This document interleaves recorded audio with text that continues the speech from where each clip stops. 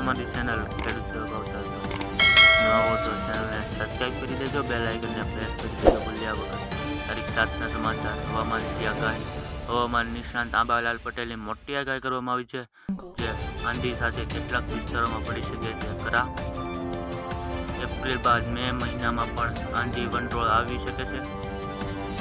ખેડૂતો સાવધાન રહેજો, માવઠું આવી રહ્યું છે.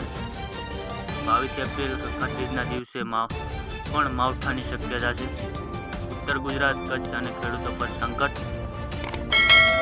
40 કિમી ઝડપથી ફૂંકાશે પવન. ગાજવીજ વંટોળ સાથે આવી શકે છે આફત. મધ્ય ગુજરાત અને દક્ષિણ ગુજરાત થઈ શકે છે અસર. સૌરાષ્ટ્ર, કચ્છ, ઉત્તર ગુજરાત પર ખતરો. માર્ચમાં પણ માવઠું ત્રાટકી શકે છે. રાજ્યના અન્નદાતા માટે ચિંતાજનક સમાચાર છે. આ વિડીયો સાથે ફરી મળીએ. જોતા રહો.